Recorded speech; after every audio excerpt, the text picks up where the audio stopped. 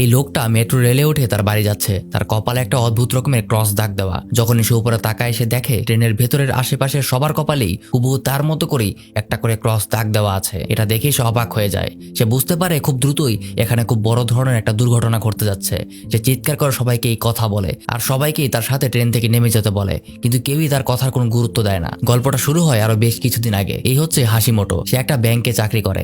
একদিন সকালবেলা প্রতিদিনের মতোই হাত মুখ ধুতে গিয়ে সে খেয়াল করে তার কপালে বড় আকারের একটা কালো ক্রস আঁকা আছে। অনেক ধোয়ার পরেও সে কোনোভাবেই এই ক্রস দাগটা তুলতে পারছে না। তাই সে তার বউকে ডাক দিয়ে কপালের দাগটা তুলে দিতে বলে, কিন্তু তার বউ তাকে বলে তার কপালে নাকি কোনো দাগই নেই। হাসিমোটো ভাবে হয়তো তার বউ তার সাথে মজা করছে। যাই হোক, তাড়াতাড়ি অফিসে যেতে হবে, এখন তার মজা করার সময় নেই। তাই সে আর কথা না বাড়িয়ে দ্রুত অফিসে চলে যায়। অফিসে পৌঁছে তার কলিগকে তার কপালটা একটু চেক করতে বলে, কিন্তু তার সেই কলিগও বলে তার কপালে নাকি কিছুই নেই। এবার হাসিমোটো একটু কনফিউজ হয়ে যায়। তার বউ না হয় তার সাথে মজা করতে পারে, কিন্তু তার কলিগের তো তার সাথে মজা করার কথা না। সে সাথে সাথে বাথরুমে চলে যায়। বাথরুমের আয়নায় সে দেখে তার কপালে ক্রস দাগটা আরো গাঢ় হয়ে গেছে। এটা দেখে সে অনেক চিন্তায় পড়ে যায়। সে দ্রুত ডাক্তারের সাথে দেখা করে এবং ডাক্তার তাকে মাথার সিটি স্ক্যান করতে বলে। সিটি স্ক্যানে দেখা যায় তার মাথায় আসলে কোনো সমস্যা নেই। সে একদম সম্পূর্ণ সুস্থ স্বাভাবিক। এবার ডাক্তারকেও সে তার কপালটাকে একটু ভালো মতো দেখতে বলে।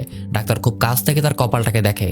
সেও বলে তার কপালে নাকি কোনো দাগ নেই। ডাক্তার তাকে পরামর্শ দেয় হয়তো সে কাজের কারণে অনেক মানসিক চাপে আছে, তাই উল্টাপাল্টা দেখছে।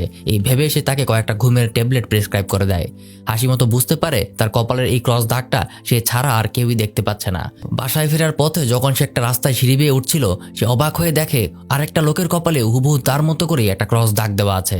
দুজনের এই ক্রস দাগটা দেখতে পেয়ে খুশিতে নাচানাচি করতে শুরু করে আর আনন্দে হ্যান্ডশেক করে। অন্তত একজন তো পাওয়া গেল যারা নিজেদের দাগটা দেখতে পায়।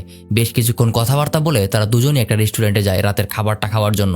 সেখানে বসে তারা তাদের কপালের দাগ নিয়ে আলোচনা করতে থাকে। এই লোকটার নাম মার্তা।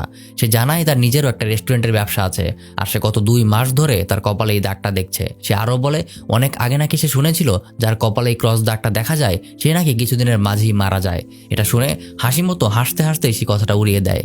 যাই হোক, তাদের এই কথাবার্তা শেষে তারা এটা বুঝতে পারে যে কপালে ক্রস দাগওয়ালা লোক ছাড়া কেউই আর তাদের এই ক্রস দাগ দেখতে পাবে না। একদিন হাসিমোটো সোফায় শুয়ে টিভি দেখছিল। হঠাৎ টিভিতে নিউজ রিপোর্টার বলে যে একজন বিখ্যাত লেখক মারা গিয়েছে। আর টিভিতে তখন কিছুক্ষণ আগেই রেকর্ড করা সেই লেখকের ভিডিও দেখানো হচ্ছিল। হাসিমোটো খেয়াল করে সেই লেখকের কপালেও হুবহু তার মতো করেই ক্রস দাগটা দেওয়া আছে। এটা দেখে সে চিন্তায় পড়ে যায়। সে সাথে সাথে মার্তাকে ফোন করার জন্য তার বাসায় কল করে, কিন্তু মার্তার জায়গায় ফোনটা রিসিভ করে তার বউ। সে তাকে জানায় যে মার্তা গতকালই মারা গিয়েছে। এটা শুনে হাসিমোটো আরো অনেক ভয় পেয়ে যায়। সে কি করবে তা সে ভেবে পায় না।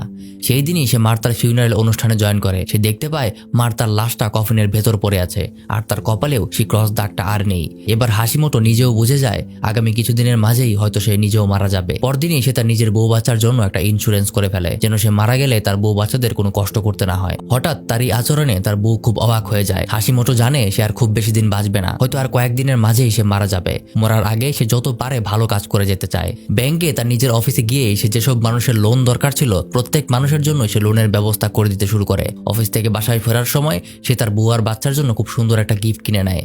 মেট্রো রেলে করে ফেরার সময় হঠাৎ সে খেয়াল করে আশেপাশের সকল যাত্রীর কপালেই হুবহু তার মতো করে ক্রস আঁকা আছে।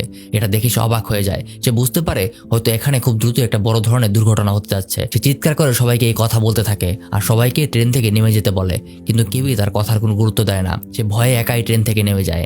রাস্তায় আসতেই সে দেখে রাস্তায় প্রায় প্রতিটা মানুষের কপালেই হুবহু তার মতো করে ক্রস আঁকা আছে। এবার সে মনে করে তাহলে হয়তো এই শহরেই কোনো বড় একটা ভয়াবহ প্রাকৃতিক দুর্যোগ আসবে। সাথে সাথে তার বউ আর বাচ্চার কথা মনে পড়ে যায়। সে দ্রুত দৌড়ে তার বউ আর বাচ্চার কাছে বাসায় চলে যায়। সে বাসায় গিয়ে দেখে তাদের কপালেও তার মতো করে ক্রস আঁকা আছে। সে দ্রুত সবাইকে তার সাথেই শহর ছেড়ে চলে যেতে বলে। তার বউ আর বাচ্চারাও কিছু বুঝে উঠতে পারে না। তখনই পাশের টিভিতে খবর দেখানো হয় যে শহরে একটা ভয়াবহ ভাইরাস ছড়িয়ে পড়েছে। এই ভাইরাসটা এতটাই ভয়াবহ যে যেই আক্রান্ত হচ্ছে সেই মারা যাচ্ছে। এই ভাইরাসটা খুব দ্রুত সব জায়গায় ছড়িয়ে পড়ছে। এবার হাসিমোটো বুঝতে পারে কেন সবার কপালে এই ক্রস দাগটা দেখতে পাচ্ছিল। হয়তো পুরো শহর বা পুরো দেশের সবাই এখন এক এক করে ভাইরাসের কারণে মারা যাবে, কারণ এই ভাইরাস থেকে বাঁচার কোনো পথই নেই। ভাবতে ভাবতেই সে কান্নায় ভেঙে পড়ে।